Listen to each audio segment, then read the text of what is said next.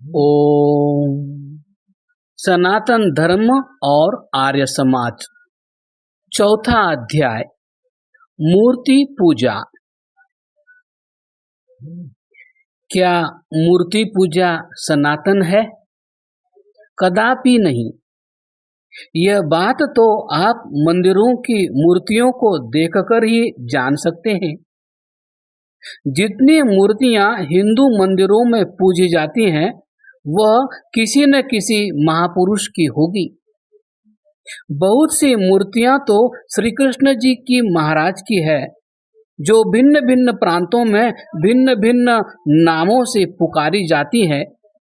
स्पष्ट है कि यह मूर्तियां श्री कृष्ण जी महाराज के जीवन से पहले पूजी नहीं जाती थी।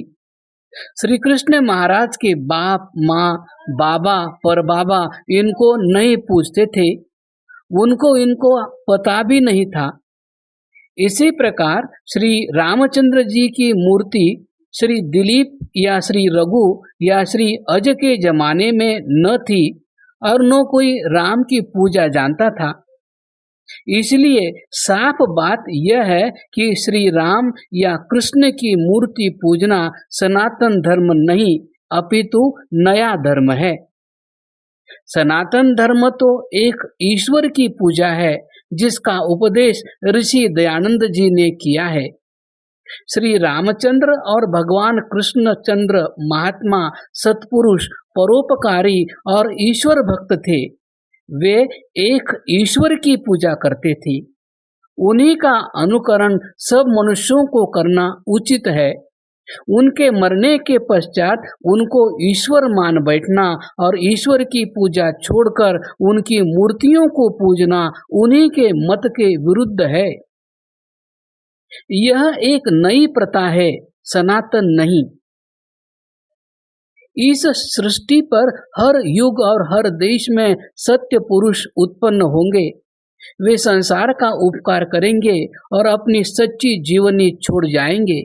यदि उनके बाद उनकी मूर्तियां पूजने लग जावें और ईश्वर की पूजा छूट जाए, तो भिन्न भिन्न जातियों के भिन्न भिन्न इष्ट देव हो जाएंगे और मनुष्य जाति अनेकों मतों और संप्रदायों में बट जाएगी। इससे तो फूट पैदा हो जाएगी। आर्य समाज कहता है कि सनातन धर्म को मानो, अर्थात एक इष्ट देव की उपासना करो। देखो, ऋग्वेद में लिखा है, अग्नि पूर्वेभिः ऋषिभिरिड्यो नूतनैरुत।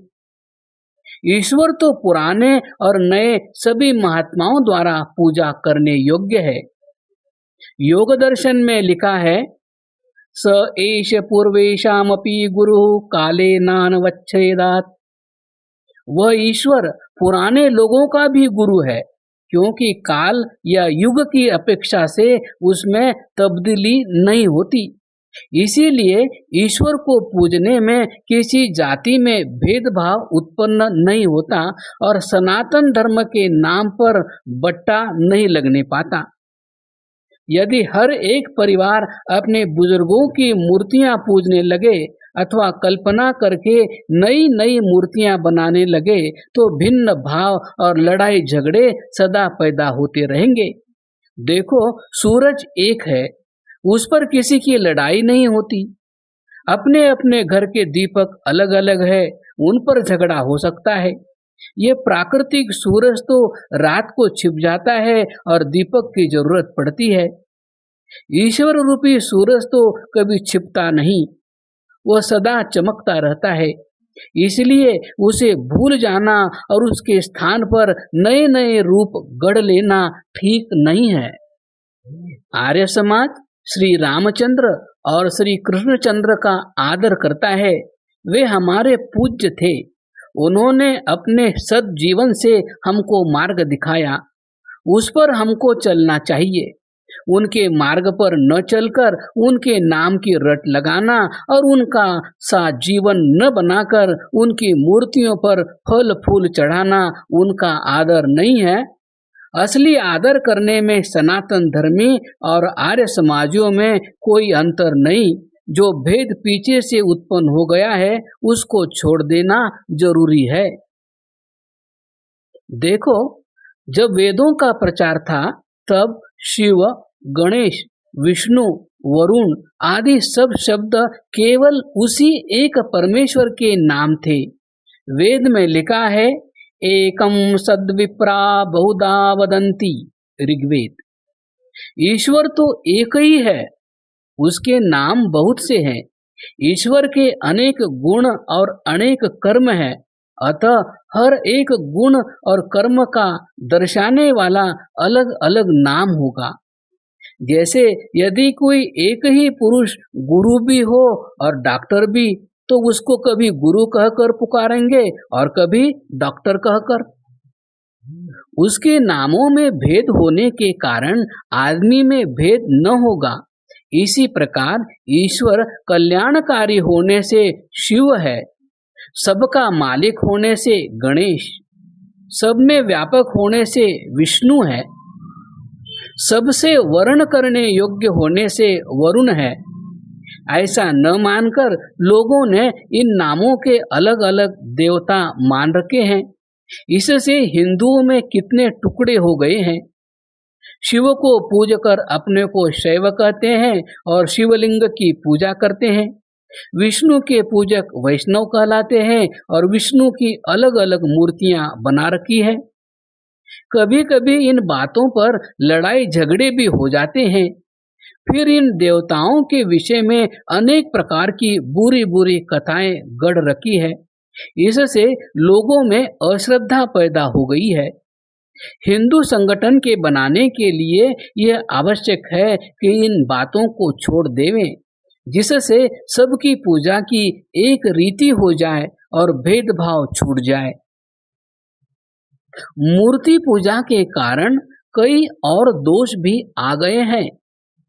पहला दोष, जैसे पुजारी लोगों में लोभ बढ़ गया है, वे अपनी जेब भरने के लिए लोगों में झूठी बातों का प्रचार करते रहते हैं। उन्होंने बहुत सी कहानियां गढ़ ली है। वे राम और कृष्ण को पूजते नहीं, वे तो उनके नाम पर पैसा बटोरते और लोगों को धोखा देते हैं। इससे उनका भी परलोक बिगड़ता है और दूसरों का भी।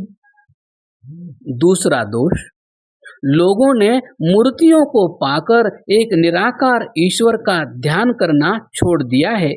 सब लोग समझते हैं कि मंदिर से मूर्ति के दर्शन तो कर लिए, अब क्या चाहिए। गायत्री आदि मंत्रों का जाप भी लोग नहीं करते। तीसरा दोष, लोगों का दान भी अधिकतर मंदिरों में जाता है। धनाढ्य लोग अलग अलग मंदिर बनवा देते हैं। गरीबों को पढ़ाने या वैदिक पुस्तकों के प्रचार में अपने दान को नहीं लगाते। अतः हिंदू जाति की अवनति हो रही है और लोग असली धर्म की बातों को भूल रहे हैं। इससे सनातन धर्म दिन प्रतिदिन घटता जाता है, बढ़ता नहीं। राम और कृष्ण की संतान ईसाई या मुसलमान हो जाती है और उनके चलन व्यवहार भी विदेशियों के से हो जाते हैं। उनमें अहिंसा की भावना भी नहीं रहने पाती। यह दोष तो तभी दूर होंगे जब आर्य समाजी और सनातन धर्म में सब एक होकर गायत्री आदि मंत्रों का जाप करेंगे, एक ईश्वर को पूजेंगे और वेद धर्म पर आरूढ़ होंगे। वेद ने कहा है, नान्यः पंथा विद्यते अयनाय, यजुर्वेद। कल्याण के लिए और कोई मार्ग है ही नहीं।